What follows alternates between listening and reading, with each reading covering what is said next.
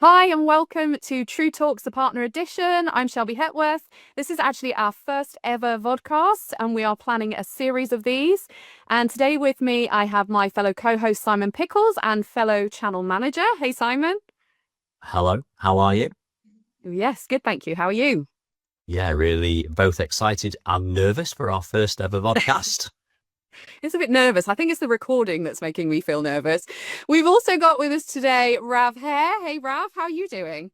Hey Shelby, also nervous, and also excited to be involved. Yeah, Rav, you did say that you felt more nervous about recording this than you do doing a prospect demo call. So I feel your pain on that one, I have to say. So, Rav, you are one of our new business sales executives. Is that correct? Correct? Yes, I am. For my sins, or not sins, as you may be thinking. No, and the reason we brought you in today is because what we want to do today is sort of talk about RFPs, and don't shudder when you hear that. So we'd like to kind of just talk about them a little bit of a stigma towards them, and just really explore them and get both sort of from a channel perspective, a partner perspective, our take on it from Simon, and Rav from your side, kind of at the coalface on the sales front, if that's okay. Absolutely. Perfect. So I guess before we jump in, the first thing I want to ask is probably Rav to you. How do you feel when an RFP lands in your inbox? Uh, Shudder. No. Only joking. I think generally speaking, when you come across an RFP, chances are you've probably experienced a frustrating period of when you've spent a significant amount of time investing resource, people, filling in a document, going through the whole process, sending the RFP on time, feeling that you've covered and ticked all boxes, only to be rejected at the first hurdle. And I think, generally speaking, for anybody who works in a sales environment, be it a software vendor or an ISV or anywhere else, when that process happens two or three times, people start to lose the energy, and they perhaps start to cut corners a little bit, which is almost going back into the last two or three RFPs and pulling out segments and re-answering questions when ultimately from a prospect or a customer's perspective, they have got a specific requirement and a specific need, and it's very complex. Then they aren't always the same. So whilst a question might look similar, actually, if you delve into that question and really think about it, it might be a completely different outcome. And I just think to spend time investing time in those RFP processes, whether you win them or not, what you will do for sure is gain experience and understanding of what's required and what's needed, which will ultimately make you better at what you do as a business and an individual. But I think that's why they get a bad reputation, is because people have had rejection, but ultimately that's always not the RFP or the prospect's fault. It's sometimes a bit of 360-degree feedback to look at yourself and think, what am I doing in this process? And are we reaching out to that customer and arranging calls and trying to speak to them through that process, and lean in on them and understand exactly what the requirements are. And I think sometimes people miss a trick with that. They just see a document and start filling it in and don't make the connection and don't contact the business and make the effort to really understand outside of the RFP process what else matters to them. So, Yeah, I think it's a fair point that you make. It's not just a checklist anymore. It's not a tick box form exercise. And so kind of leads on to the next question. You've alluded to it, that RFPs have changed quite a bit over the years. What sort of changes have you seen with RFPs? I've been in software sales now for 6 years. And I think through that period of time, what I've found is I think businesses have got a lot more intelligence and a lot more knowledge on their side before they even get into an RFP process. I think sometimes they were run by a single person or a single department, whereas now business is multi-thread. They've been through multiple RFP processes, they've had learnings, they've talked to multiple vendors out there, and they really know what they want and need. And therefore they get multiple people involved to ensure a successful delivery of a project. Yeah. No, that's really interesting. Thank you. And I guess in that sense, then the stakeholders are obviously all changing. And are there any sort of random stakeholders that you've seen in these projects? Yeah, Yeah, like you can be 1 minute you're dealing with somebody from operations and IT, which are probably the two that you would specifically think are the normal people. But then the next minute you've got somebody in from procurement and somebody in from legal. And then you've got finance and you've got end users getting involved. And then you might have executive leadership involved. And then there's always a consultant that will pop in from somewhere that's on a 3-month contract that's also got some experience. So you're literally multi-threading, the process, and it gets very complex very easily, and you've just got to ensure that you're inside of the customer's goal ultimately. Yeah. And they've all got different drivers, haven't they? And you need to speak to every single one of them in the right way and what works for them. Perfect. And Simon, I guess from the partner side, obviously we see them a lot within our world. Where are you kind of seeing partners struggling with RFPs? I think Rav alluded to it before. In this, RFPs have evolved in sort of the modern ERP world and even outside of the ERP world, where traditionally, maybe in the public sector and more traditional commercial ERPs, they were very by the numbers, a set load of questions, and you've got to go and answer those questions. And the partner says to themselves, okay, we can do this. We have a knowledge bank. We've done one similar, copy, paste. But there is a massive opportunity that's being missed there, which is the chance to try and influence or add a value to the RFP process. So Rav mentioned the sort of 80% of the decision making or the solution selecting has been done before the RFP has been written. But there's always, you don't know what you don't know sort of stuff. So there's often a section at the end of an RFP that can obviously sometimes have no points attached to it, but it's anything else you think would add value. So to truly understand what they're trying to do, and especially if you haven't had a chance to influence anything if you've had no contact with the client, it's then a really, really good opportunity for a partner to look out to the ISV network, look at the possible gaps in the solution they're being asked to reply about, like Business Central or NetSuite or SAP or whatever it may be, and to try and find some value adds. So, for example, if it was TrueCommerce, it would be how can we help sort of supercharge the supply chain with EDI, or they haven't mentioned the invoicing on here. And I know I'm just talking TrueCommerce here, but there's lots of ISVs in the network there. So making sure you don't miss that extra value add piece, I guess. Yeah. And which is an interesting point, actually, because these RFPs, generally, it's not just about the ERP. It is about that wider picture, which does involve a lot of different ISVs. And sometimes we see that even though those ISVs are very valuable within that RFP, partners are kind of going alone and ticking the boxes and filling in the RFPs on their own. What are kind of the pitfalls with that, rather than including the ISV within that conversation before replying? Yeah, that's a really good question. I mean, once an RFP is received, and I'm sure we'll talk about this later, one of the biggest issues is the ticking time bomb of the deadline. And they come round so fast. You think, I've got a couple of weeks to do this, and I'll do it. You've got to reach out immediately to the ecosystem and run the questions or the RFP or whatever knowledge you can give within the realms of data protection to the ISV network and see what gaps you can fill, see what value you can add to their overall project and their business outcomes that they're trying to achieve. So the partners need to do that on day one, hour one, really, because we need our preparation time as well. And I always say to my partners, and I say it's the same to every single one, I said 1 point can win you or lose you an RFP or get you through to the last 3, which is what the real goal is, where you can really start to drive influence within that RFP process. And if 3 ecosystem partners get you from a 4 to a 5 on the marking or a 2 to a 3 on the marking, then it's critical. So reach out early, find out which ecosystem or ISV partners can help, and get them involved in the process as soon as possible. Question to both of you, actually, or either or of you. What we tend to see with these RFPs, and we've discussed this before, is typically sometimes you can tell that they've already made a decision before the RFP's even gone out. There's some certain questions that are in there that we as an EDI provider know another EDI provider has influenced that RFP. Where is it that because Rav, you alluded to it as well, that it's sometimes it's just a tick box exercise to say they've done it, but sometimes it's just a waste of that ERP provider's time because they know that they're not going to win it. But how and when can you get involved to actually influence that, even if you think that they've already made their decision? Don't know who wants to take it. Sam, I think from a sales perspective, looking at the whole RFP, if you know that's geared up to a specific EDI vendor, you're also going to know their gaps.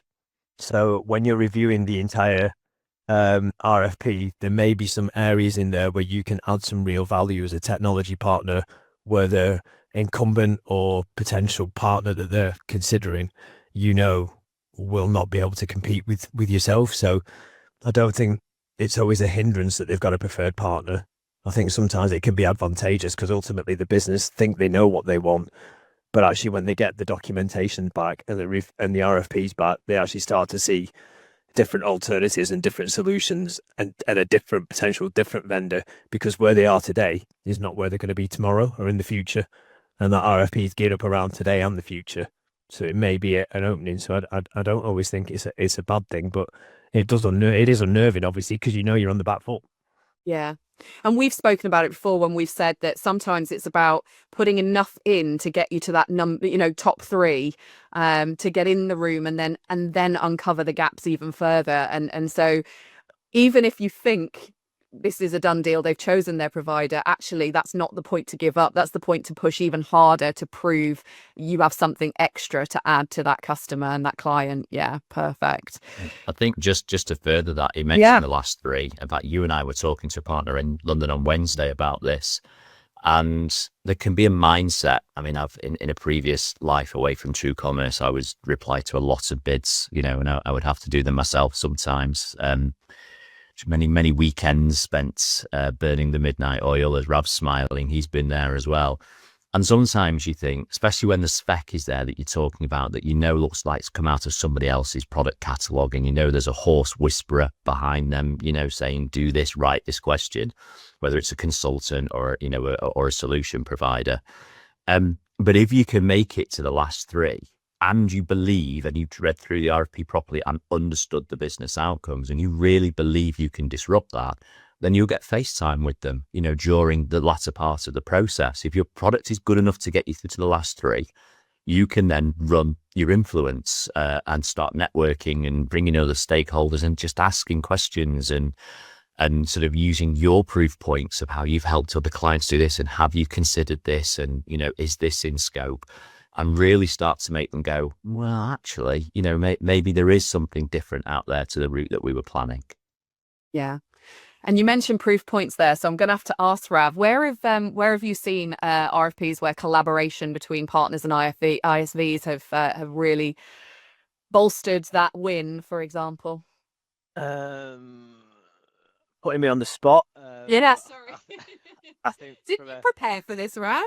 A little bit. Yeah, absolutely. I think a most recent one was where we were approached by a Dynamics 365 F&O ISV, and they were quite advanced with a migration project for one of their customers, but they faced some critical blockers through the implementation scope. The customer's existing EDI partner was unable to deliver a scalable solution that could support the business's sort of ambitions and business outcomes for the future. The required capabilities were short for today, but for the future, for sure, no alignment. They put the entire project at risk to the fact where the business was looking at either delaying it or fully reevaluating and DERP along with EDI. So the EISV came to us with a detailed understanding of all the current situation, the pain, the required capabilities, and also sort of with positive business goals, because they were desperate not to lose this customer or for the project to pause. But together we initiated a series of workshops and joint scoping sessions to ensure that we were able to supply that customer with an alternative and a vision for the future. but a lot of that involved a lot of heavy lifting from our side and the ISVs. So there was a lot of pre-call preparation done before any meetings and calls. There was joint workshops with the prospective customer and multiple stakeholders, and threading the business across from operations through to IT, through to stakeholder access for the board. It was a big decision for them to make, and there was many post-session review calls afterwards as well, of where we were thinking, have we done the right thing here? Have we offered the right solution? Was that enough? Or have we missed anything? Just a lot of work over the course of the eight weeks that we went through, but ultimately it just built a really strong alliance and really showed that customer that both these businesses understood what they wanted, what they needed, and what they were looking for in the future. And the collaboration between the two businesses just really struck a chord with them. Yeah, fab. I think we've got you tongue-tied. When you say ISV, you mean the ERP partner. Yeah, sorry, yes, yeah, apologies. Too many acronyms in our business. Far too many acronyms. It is indeed. It is. Oh, perfect. I mean, I think we've given a really good overview of the RFP process and how we as ISVs can help those ERP partners. Simon, you've touched on kind of timings and how crucial it is to kind of get the ERP partner reaching out to the ISV early on in that process, so we can really help and bolster. I guess, just to kind of, as a final takeaway from each of you, what would you say for partners would be a kind of crucial thing within the RFP process to get them that bit closer to getting over the line? Who's that to first, me or Rav? Well, you've spoken up, Simon, so you could shake you first. We'll give Raz some time to think, bless him. Did Rad step backwards or did I step forwards then? I'm not sure which one need. I'm definitely backwards. No, the one bit of advice I'd give is, RFPs are difficult. People employ whole bid teams in larger businesses to do this. If it hits a smaller team, it can sit down to someone who's got a day job to do as well as fill the RFP in, and you've got to put your business's best foot forward. And to do that, you've got to come up with the best response that you can. So ask for help. We have so much experience in not just RFPs that are sent directly for us, for example, for EDI or a migration project, but getting involved with everywhere from small partners to the world's largest, it sounds like a sales pitch this, but this is genuine, of helping them fill in parts of, like a major ERP or migration project or a big digital transformation project. And any help and assistance you can get to answer a question is just gold dust for those, whether it's a bid team or a soulless person doing it. So reach out early, because the timelines come running like a steam train at you. They always do. Make sure that we're pre-engaged. So when the questions are open, because obviously they open for questions and then it closes sort of towards the end of the process, that's a chance to help influence. So you can then start asking questions about not just EDI, but any ISV that you've got involved in the process. Make other people, make the client start thinking, oh yes, we haven't included that question, or oh, they've got a good point. Start moving it towards you. So I guess to cut that waffle down, it's engage early and engage with anyone you think can help.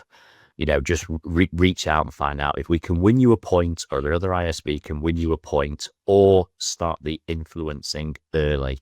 Then that gives you a competitive advantage and you will win more. I think it's as simple as that. Rav, has he left you anything? He's kind of covered it all, hasn't he? Not really, because that definitely wasn't waffle, but I'm glad you've gone on for a little bit, Simon, because it gave me about 35 seconds to try and come up with something alternative, and then you'd say it, and then I'd watch that one as well. I think definitely the early part is key, but I think it's really important to lean in into other businesses, purely for the experience. That, like you said, get us in early, because we'll have a certain amount of technical experience, but then there'll be multiple people in our organization that will need to get involved in the RFP process to be able to answer those questions and provide the best, answers. So the earlier you get us in, we've got better time to give you quality responses, and responses that are going to help you look in a good light, because it's detailed information. It's exactly what the prospect is looking for. It's a very valid point. Thank you both so much. And I think the takeaway for me is RFPs don't have to be scary. my dad was in the forces and always told me about all the P's. And I'm not going to say it all because we're being recorded, but prior planning prevents poor performance. Let's just put it that way. So I think that is key for me when it comes for RFPs. The more you can get involved, the earlier you can get involved, I think makes such a difference. So perfect. Thank you both so much for your time. Really appreciate it. Simon, we will definitely see you again on the next one as co-host. Rav, we would love to have you back at some point when we've got another topic that's juicy and piques your interest. And the next one, who knows, we will start figuring out what we're going to talk about next time. Can I ask more questions and answer them next time? It's less stressful. Yeah, absolutely. And put me in the hot seat next time. Thanks, Shelby. Thanks, Ralph. Thanks, Shelby. Cheers, Simon. Take care. Bye. Cheers. Bye.